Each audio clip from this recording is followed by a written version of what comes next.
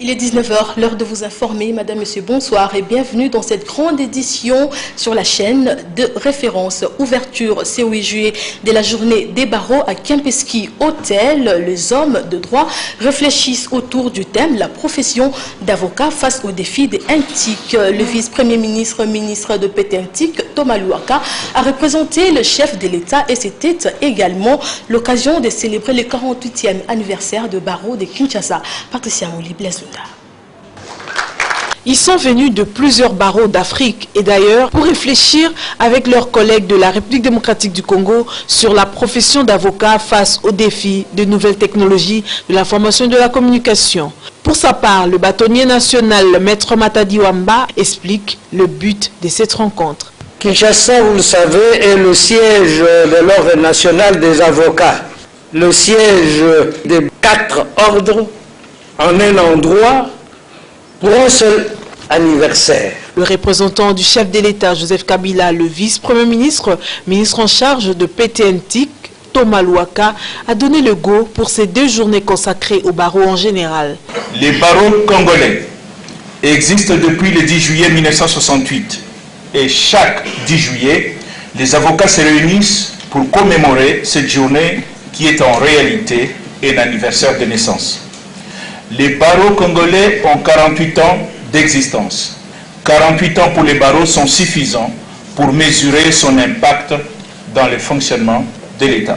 Le bâtonnier de barreau de Kinshasa Matete, maître Koko Kayudi Misamou, et celui de Kinshasa Gombe, maître Edouard Mukendi, planchaient sur le thème du jour. Le barreau congolais a tenu à se mettre en phase avec l'évolution du monde qui est caractérisée aujourd'hui par une progression rapide de l'information et par le numérique.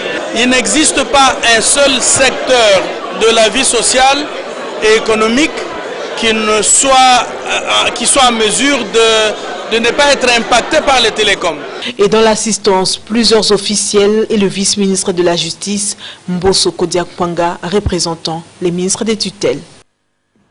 Sachez également que la réunion spéciale de sous-groupe thématique de justice et droits humains s'est clôturée ce 8 juillet au Pullman Hotel. Durant les 2 jours de travaux, soit du 7 au 8 juillet, les juristes ont mis en commun les conclusions de ces travaux qui va jeter les bases solides à la nouvelle politique pour la réforme de la justice congolaise. Une fois de plus, Patricia Mouli-Blezunda. La réunion de restitution et de mise en commun de conclusions des réunions spéciales de sous-groupes thématiques de justice et de droits humains a été tenue du 7 au 8 juillet pour faciliter l'élaboration de la nouvelle politique nationale dans le cadre de la réforme de la justice. Le ministre de la Justice et des droits humains, Alexis Tambwe Mwamba, a relevé l'importance de la réforme dans ce domaine. Les travaux qui sont en train d'être faits ici sont des mesures qui préparent la loi de programmation de la justice, la réforme de la justice sur une période allant de maintenant à l'horizon de 10 ans. Donc un cap, une feuille de route pour ceux qui auront à occuper un jour le ministère de la Justice. Ces travaux ont connu l'appui technique de l'Union européenne.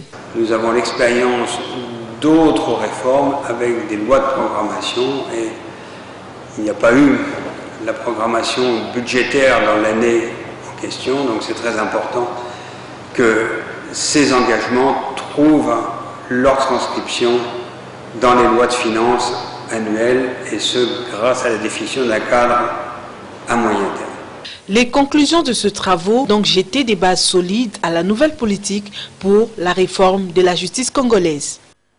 Et de l'autre côté, l'UNFPA et le ministère de la Justice ont conjointement organisé un atelier axé sur la réforme de la justice. L'ouverture de cet atelier a eu lieu à Pullman Hotel dans la commune de la Gombe. Willy Kacha nous en parle. Les 6 sous-groupes thématiques créés dans le cadre du processus d'élaboration de la politique nationale des réformes de la justice sous la supervision du groupe thématique Justice et droits humains ont livré les résultats de leurs travaux axés sur la formation du personnel judiciaire et pénitentiaire ce jeudi 7 juillet dans un atelier organisé pour la circonstance à Pullman Hotel à Kinshasa-Gombe. L'occasion était donnée aux participants de non seulement émettre leurs avis sur chacun des rapports, mais aussi et surtout de participer à travers un débat à la mise en commun des conclusions issues de ces groupes thématiques. À mettre en œuvre de façon durable une formation de qualité adaptée à l'offre exprimée, dispensée au sein de l'Institut national de formation judiciaire et pénitentiaire par un personnel compétent à améliorer les performances du management des institutions judiciaire et pénitentiaire.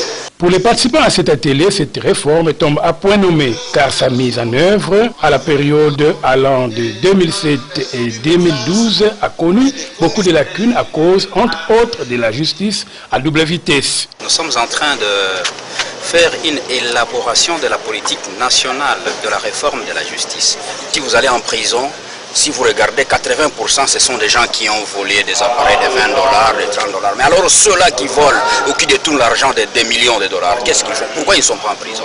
Pourquoi une justice à double vitesse? Et pourquoi, par exemple, vous avez gagné un procès, mais pour l'exécuter, c'est tout un problème. Les résolutions qui sortiront de cet atelier de 2 jours feront de la justice congolaise une justice responsable, à même de s'abstenir de toute pression irrationnelle en rapport avec le rang social ou appartenance tribale.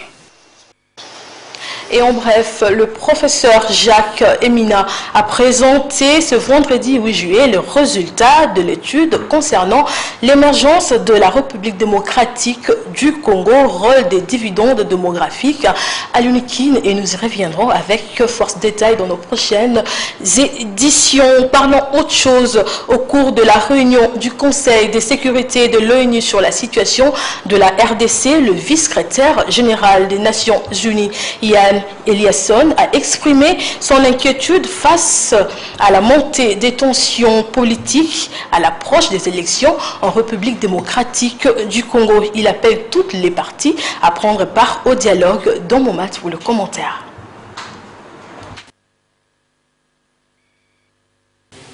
Les Nations Unies très inquiètes de la situation politique en RDC à la veille des élections. La polarisation et les mécontentements de l'opinion publique sont alimentés par des retards dans le processus électoral.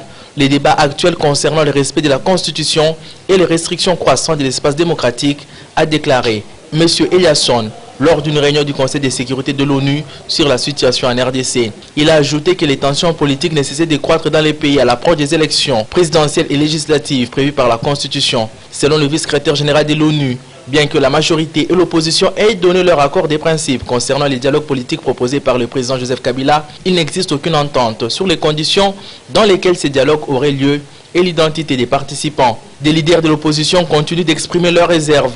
Ils soutiennent que les dialogues proposés par le président Kabila pourraient conduire à une prolongation de son mandat au-delà de novembre 2016, a ajouté M. Eliasson. Il a toutefois estimé que seul un dialogue inclusif et crédible entre les parties prenantes congolaises permettrait de désamorcer les tensions politiques actuelles, surmonter l'impasse électorale et prévenir la violence. Ces dialogues devraient aboutir à un accord inclusif qui pourrait conduire à des élections présidentielles et législatives crédibles, a-t-il dit. En l'absence d'un tel dialogue, le vice-secrétaire général a averti que le pays risquait fortement de sombrer dans une crise grave qui nécessiterait une réponse dépassant de beaucoup les capacités de la MONUSCO. Et dans le cadre de réunion des assemblées parlementaires francophones, l'honorable Oba Minakou, président de l'Assemblée nationale et président en exercice de l'APF, a accordé des audiences au président du Parlement francophone à Madagascar ce vendredi 8 juillet 2016. Suivez. La croissance partagée pour un développement réalisé en toute responsabilité de 1. Les conditions de la stabilité du monde en général et de l'espace francophone d'une manière particulière de 2 constituent en effet la thématique que l'Assemblée parlementaire de la francophonie a choisi de soumettre à la réflexion des participants à la 42e édition de ses travaux ordinaires à Antananarivo, à Madagascar. En attendant le top démarrage des assises proprement dites au Centre des conférences internationales d'Ivato, ce lundi 11 juillet 2016, les présidents des assemblées nationales multiplient les contacts entre eux. C'est le cas notamment d'Obé Minako de la République démocratique du Congo et de Pascal Nyabenda du Burundi, autour à la fois du niveau actuel des relations entre les deux chambres législatives et des moyens de le renforcer davantage au mieux des intérêts bien compris des peuples congolais et burundais. Pareille opportunité sert toujours de moment d'échanger sur les multiples défis auxquels l'Assemblée parlementaire de la francophonie fait face. Il était question de lui dire la situation, comment elle se présente pour le moment au Burundi, pour qu'il puisse plaider pour nous, afin que cette mesure soit levée. Lorsqu'elle a été prise, c'était au mois de juillet, on était en pleine élection, on n'était pas représenté dans cette réunion, donc il n'y a pas eu quelqu'un pour expliquer réellement ce qui s'est passé au Burundi. Il y a 3 mesures qui sont prises au niveau de l'APF. La mesure la plus extrême, c'est d'exclure le pays. Mais sinon, l'autre mesure qui, je dirais, moyenne, c'est de mettre le pays sous observation. C'est-à-dire, les pays, les membres de l'APF considèrent qu'il y a des problèmes dans ce pays. Et quand vous êtes sous observation, ça veut dire que vous ne pouvez pas vous présenter dans les organes de l'APF. Donc c'est une punition en quelque sorte. Donc ce qui veut dire que nous voudrions effectivement que cette mesure soit levée pour qu'on puisse jouir en plein droit de ce qui se passe dans l'APF. Dans un autre registre, peu avant de s'envoler aux USA pour les obsèques de M. l'abbé Malou Malou, dont le corps devra être rapatrié samedi 9 juillet à Kinshasa, le président de la CENI, Corneille Nangaa, a échangé avec plusieurs acteurs de la société civile, dont la province de Haut-Ouélé. Nous vous proposons les images de ce rencontre avec le prêtre des Isiro, avec Eric Izami.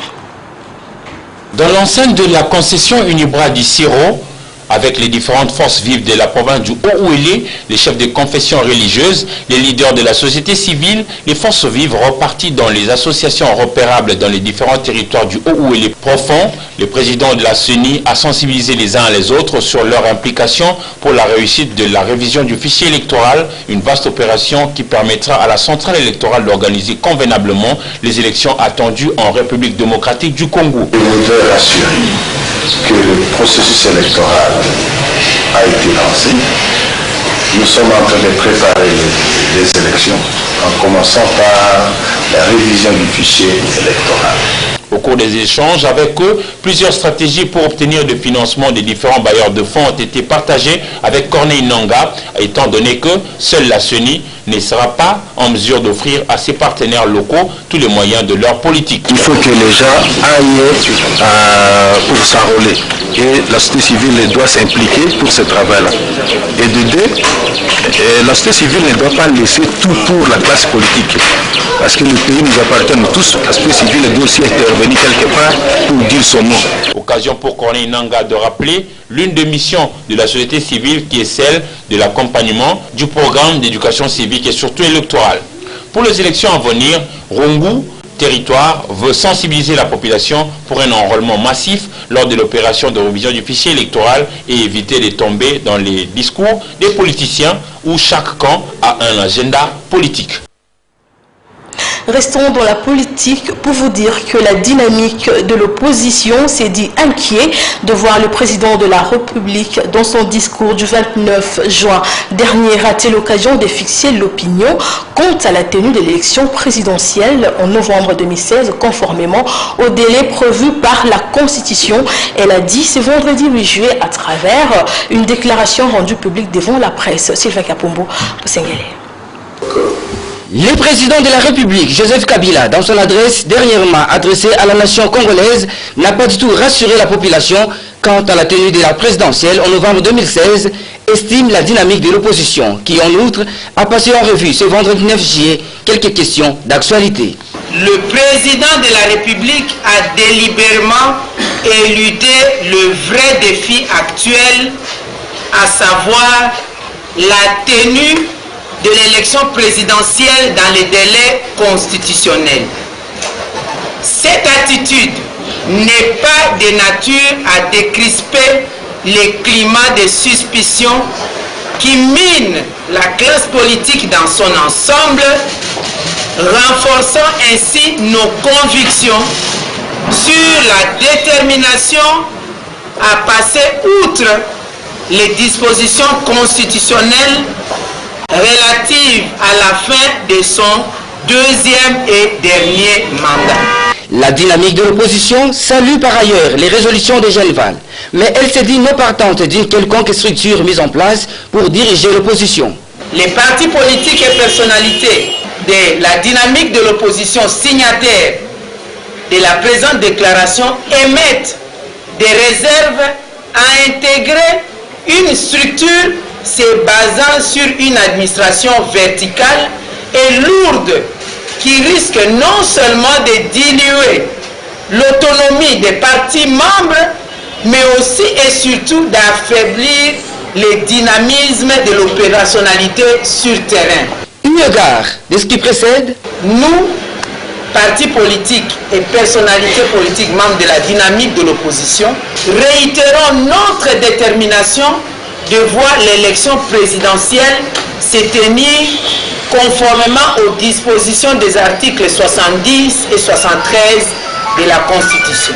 Cette plateforme de l'opposition politique attend impatiemment voir Edem Kojo, facilitateur désigné par l'Union africaine, être accompagné d'un panel de facilitateurs en vue de démarrer le dialogue national tant attendu. Autre chose dans ce journal, les violences sexuelles restent un fléau dans le monde entier. Les Nations Unies ont même décrété la date du 19 juin comme étant la journée internationale pour réfléchir en vue de sensibiliser les hommes et les femmes dans cette lutte pour l'élimination de cet acte barbare, les conséquences de cet acte et la démarche entreprise par le pouvoir public en vue de l'éradication de ces fléaux dans ce reportage que vous propose Willy Kacha et grâce au CACO. Et bien voilà, la régie n'est pas encore prête. 142, c'est le nombre de dossiers traités et payés dans les branches d'assurance vie, incendie et automobile par l'assureur national à l'espace jeudi. Sinistre situé au siège social de la SONAS à Gombe ce 7 juillet 2016. Willy Kacha grâce au COCA. Plusieurs branches d'assurance ont fait l'objet de la paye de victimes des sinistres à l'espace jeudi sinistre ce 7 juillet 2016. Il s'agit des assurances vie, incendie et automobile. Les sinistrés qui ont répondu à l'invitation de la SONAS pour être indemnisés ont tous été satisfaits de la manière dont l'opération de paye s'est déroulée. Ils ont en outre reconnu l'importance de souscrire à une police d'assurance pour avoir vécu la réalité de paye des dossiers sinistres par l'assureur institutionnel. Ces bénéficiaires ont pris l'engagement de sensibiliser à leur tour les Quinoises et Quinois qui ne croient toujours pas à la véracité de la paye des dossiers sinistrés à la SONAS. La SONAS est en train de s'acquitter de ses obligations en tant qu'assureur. Nous pensons l'encourager et nous pensons aussi à la même occasion encourager tous les autres qui n'ont pas confiance à la SONAS, qui pensent que ce sont des futilités encore, ce sont des racontars. Nous leur demandons de venir aussi s'assurer de façon que lorsqu'ils ils ont des accidents, et ils vont aussi être indemnisés. Jeudi sinistre, certes, est une opération qui a déjà fait ses preuves à Kinshasa, la capitale, et partout en République démocratique du Congo. Elle a soulagé bon nombre de familles qui ne croyaient plus à un quelconque paiement. Depuis l'arrivée de Carole Aguito Amela à la tête de cette entreprise du portefeuille de l'État, les problèmes de paiement des victimes des sinistres ne se posent plus. Parlons de la petite balle jaune en sport. Denis Indondo de la République démocratique du Congo va croiser William Bouchamukia des USA en match unique international de tennis ce samedi 9 juillet au cercle de Kinshasa de la Gombe. Patrick Borel Mukendi et Rigo Moulopo ont couvert leur dernier entraînement. Regardez.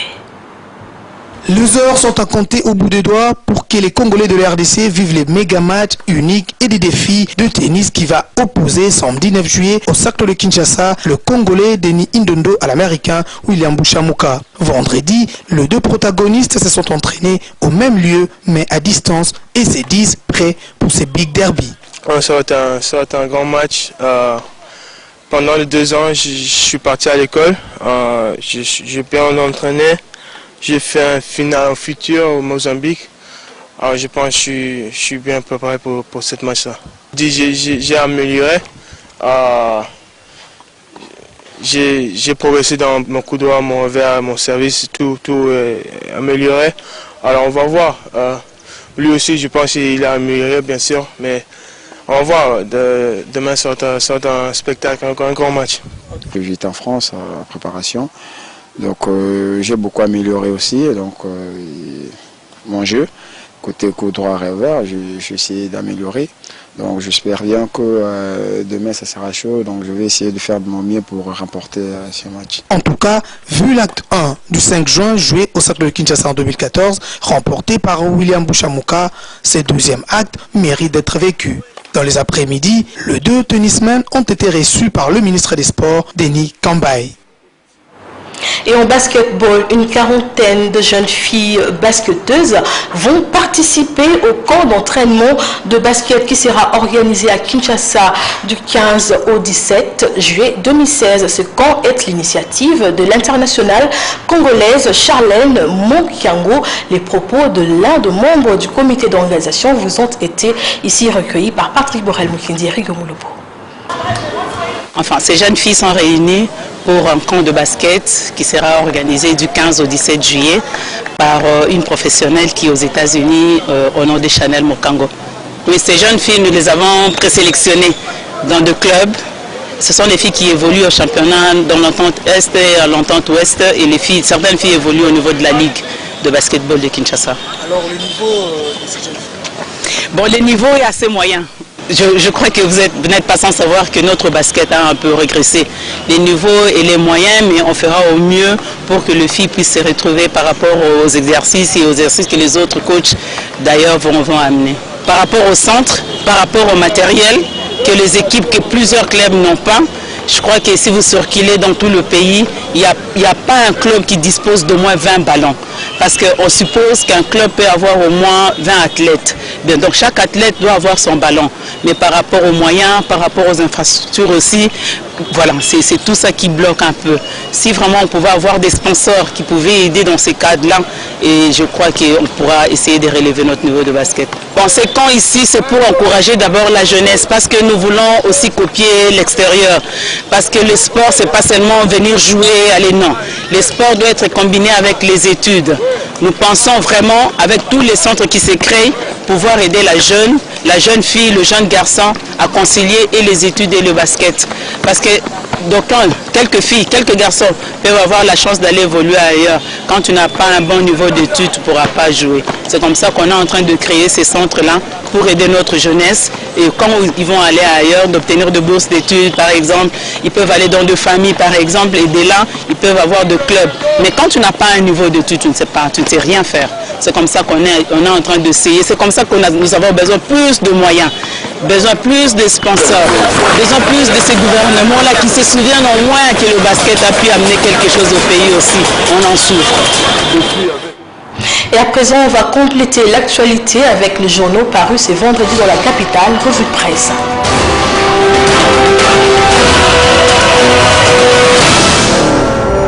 Mesdames et messieurs, bonsoir et bienvenue à cette revue de presse. À sa une ce 8 juillet, le journal La Prospérité titre RDC mène de recadre Katumbi, Tshisekedi et consorts. Au cours d'un point de presse qu'il a animé jeudi 7 juillet 2016 au centre de presse de la RTNC2, Lambert Mende Omalanga, porte-parole du gouvernement et ministre de la Communication et Médias, s'engage sur un nouvel assaut contre la mise en cause de la souveraineté de la République démocratique du Congo. Il interdit aux puissances occidentales de continuer à jouer le rôle de régulateur de la vie des nations du Sud, foulant au pied le principe fondamental d'autodétermination de peuple qui constitue pourtant le socle du droit international et de la démocratie.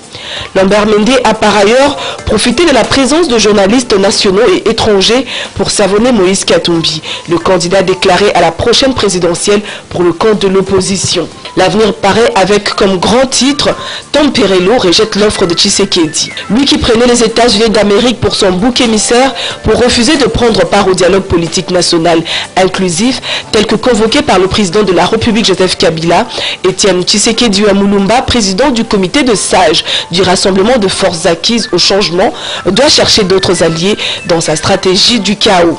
Et ce, parce que ce grand pays, par l'intermédiaire de M. Thomas Perello, l'envoyé spécial du département d'État américain dans la région, appuyé formellement par Eden Kodjo, facilitateur désigné par l'Union africaine. Ce même journal, à sa page 3, parle de la double spoliation de l'immeuble de Mme Stoupis à Lubumbashi. À la Libre Belgique, Moïse Katumbi révèle et s'enfonce. En voulant trop se livrer à la presse sans une préparation au préalable, Moïse Katumbi s'enfonce au risque même de l'appel interjeté par ses avocats soit vidé de son contenu et accoucher ainsi d'une minuscule souris. Ce que Moïse Katumbi n'ose pas dire dans son interview à la Libre Belgique est qu'en plus des titres de son grand frère sur l'immeuble Kerele, il détient aussi par lui un certificat d'enregistrement sur le même immeuble au nom de ses enfants alors mineurs. Pour le coma de mortel, Mme Stoupis a été doublement spoliée. D'abord par Katebe Katoto, dont Moïse Katumbi affirme détenir les documents et que par malheur n'ont aucune référence dans les archives foncières. Et ensuite par Moïse Katumbi lui-même qui, sur base d'un faux acte de vente, s'est fait octroyer un titre foncier tout aussi faux, indique ce même journal à sa 3e page. La référence plus revient avec la dénonciation d'une conception abusive et dangereuse du droit international. Le gouvernement de la République réagissait à travers son porte-parole, Lambert Mende, sur l'ingérence extérieure dans les affaires intérieures de la RDC. Selon le ministre Mende, le gouvernement de la République déplore délictuels et même les crimes très graves qui se commettent dans notre pays, observés dans le chef de certains bonnes âmes qui se commettent en l'espèce comme si leur préoccupation était plus de justifier une prolongation de leur mission humanitaire que déstabiliser la situation en République démocratique du Congo. Dialogue national vers un compromis.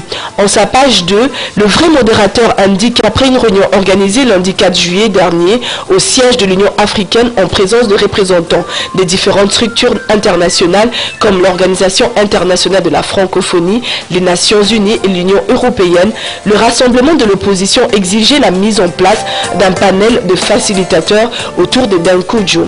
À l'issue de cette rencontre, un communiqué a été publié appelant les parties prenantes congolaises à démarrer les dialogues politiques nationaux, des préférences avant la fin du mois de juillet.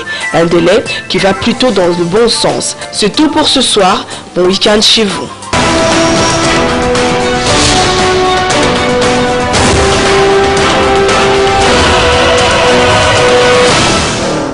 Et voilà ce qui met terme à ce journal. Merci de votre fidélité, surtout dites merci à José Moussangala, chef d'édition, et à toute la grande équipe de ce soir. Quant à moi, le prochain rendez-vous, c'est demain à 19h. Au revoir.